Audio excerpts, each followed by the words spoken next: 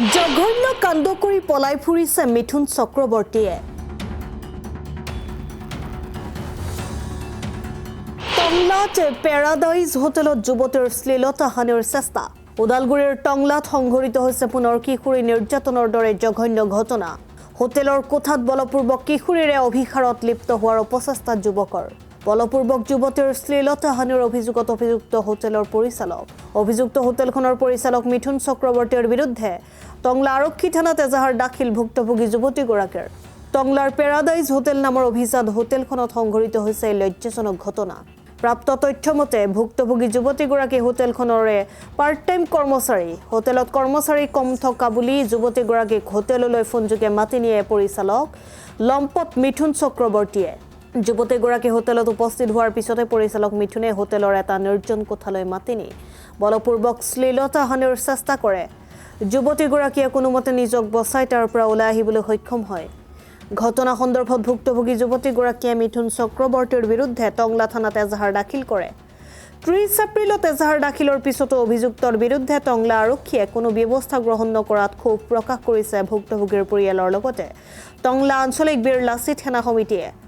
জঘন্য কাণ্ডত লিপ্ত হৈও অভিযুক্ত মুকলি আকাশৰ তলত ঘূৰি ফুৰিবলৈ সক্ষম হোৱা ঘটনাই সাধাৰণ ৰাইজৰ আৰক্ষী প্ৰশাসনৰ ওপৰত থকা বিশ্বাস কেনেদৰে অটুট থাকিব বুলি এতিয়া প্ৰশ্নৰ অৱতাৰণা কৰিছে বীৰলাচিত সেনা অসমৰ লগতে সচেতন ৰাইজে। কলেজৰ ষ্টুডেণ্ট হয়, BA 3rd চেমৰ হয়, টংলা কলেজত কৰি আছোঁ মই। আজি ঘটনাটো হোৱা 10 দিন হৈছে। মই ওদালগুৰি জিলাৰ টংলাৰ পৰা কৈছোঁ। তেনে ক্ষেত্ৰত মই তাত কাম কৰিব গৈছিলোঁ 19 তাৰিখে তেনেকৈ সোমাইছিলোঁ। মই তেনেকৈ দুদিনমান কৰিলোঁ। তেনে ক্ষেত্ৰত এমাহ হ'ব নাপালে। যোৱাৰ ক্ষেত্ৰত মোৰ তেনেকৈ ইলেকশ্যন আছিলেতো, তেনেকৈ মানুহ মানে ষ্টাফ কম আছিলে। দুজন মানে কাৰিকৰ আছিলে, তাত ৰান্ধনি দুজন আছিলে দাদা। তেনে ক্ষেত্ৰত মই গ'লোঁ। যোৱাৰ পিছত মানে সেইদিনাখন মানুহ কম থাকোঁতে মোক মাতিলে যে ভণ্টি তুমি সোনকালে আহা। ঘৰৰ ফোনতে ফোন কৰিছে যে তুমিও আহা। যেনেকৈ ঠিক আছে হ'ব দাদা গৈ আছোঁ। তাৰপিছত বাচন ধোৱা বাইজনীও অহা নাই। তাৰপিছত এজন হ'ল অনিল দা আহিছে, বনোৱা মানুহ। তেনে ক্ষেত্ৰত ওপৰত অয়ৰ ৰুমত যোনজন মানে মোক মানে ব্যৱহাৰ কৰিছিলে, বেয়া ব্যৱহাৰ কৰিব বিচাৰিছিলে, তেখেতৰ নামটো মিথুন চক্ৰৱৰ্তী।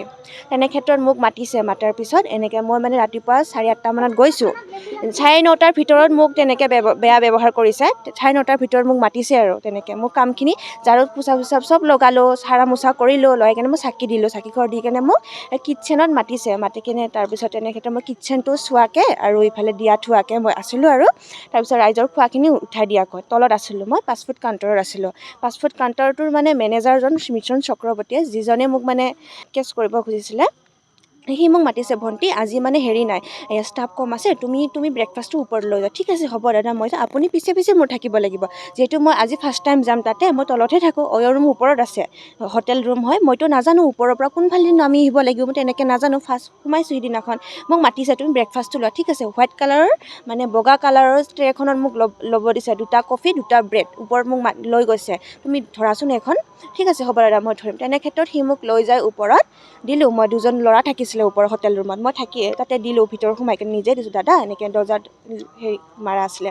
তাৰপিছত মই দিলোঁ। দি অহাৰ পিছত সি মোক কৈছে কি ভণ্টি ইফালে সহজ হ'ব, পিছফালে দিব লাগে। ঠিক আছে হ'ব। মইতো উঠি পোৱা নাই তাতে আৰু কোনফালে ওলাই আহিব লাগে মই নাজানো। 4 তলামান আছে। তেনে ক্ষেত্ৰত মোক পিছফালেৰে বাচন ধোৱাৰ জেগাৰ সিফালেদি এটা ছাইডত ৰুম আছে এক্সট্ৰাকৈ চাগে সিহঁতৰ। তেনে ক্ষেত্ৰত সেই যোনটো জেগাত মোক লৈ গৈছিলে সেই পিছফালে সেইটো জেগাত CC কেমেৰা নাই।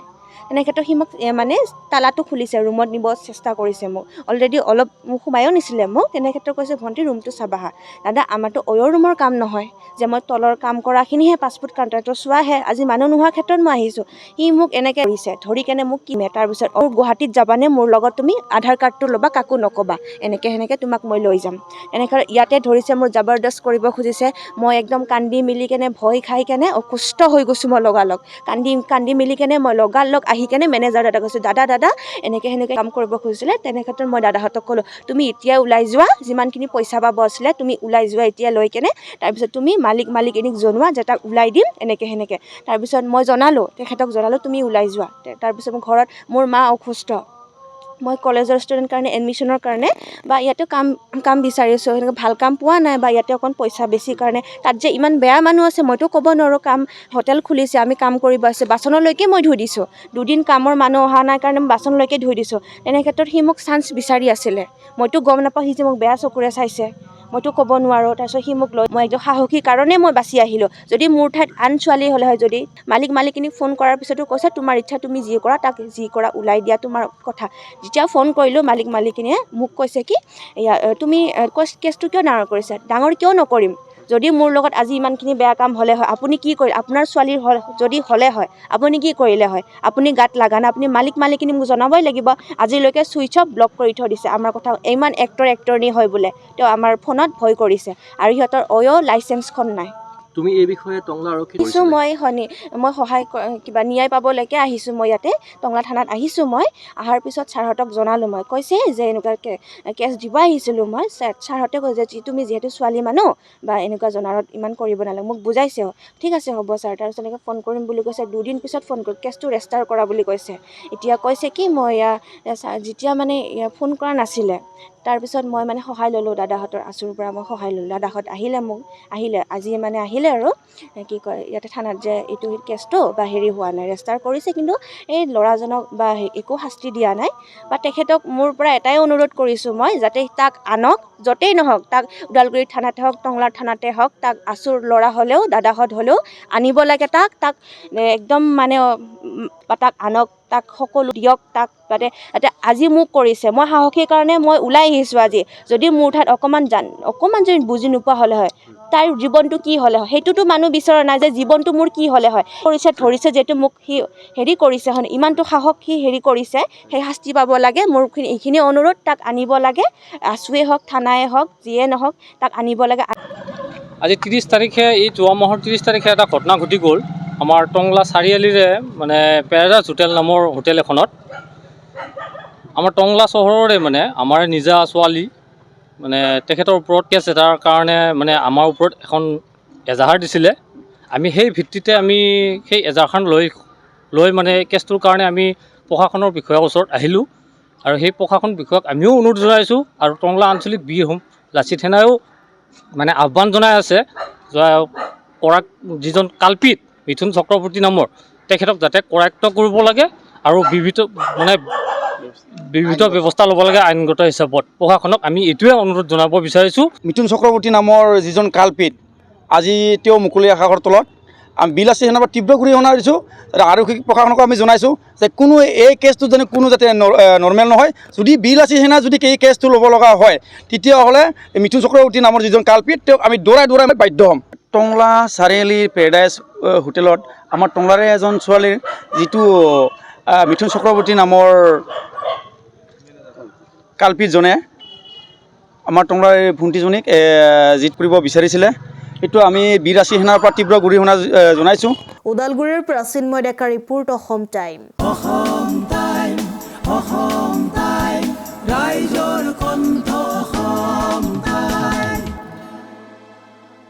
আপোনাৰ প্ৰিয় চহৰ নলবাৰীত নিজাববীয়াকৈ বসবাস কৰাৰ সপোন আছে নেকি?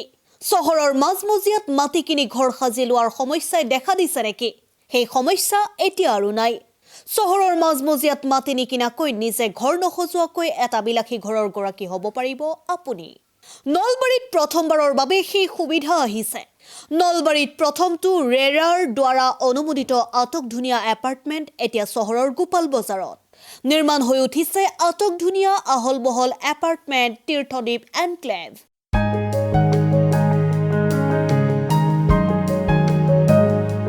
চহৰৰ গোপাল বজাৰৰ DIC পথত নিৰ্মাণ হৈ উঠিছে তীৰ্থদ্বীপ এনক্লেভ এপাৰ্টমেণ্ট।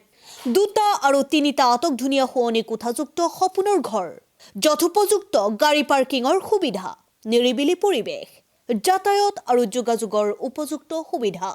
আপোনাৰ সপোনৰ ঘৰখনৰ বাবে ন্যূনতম হাৰত বুকিং চলি আছে।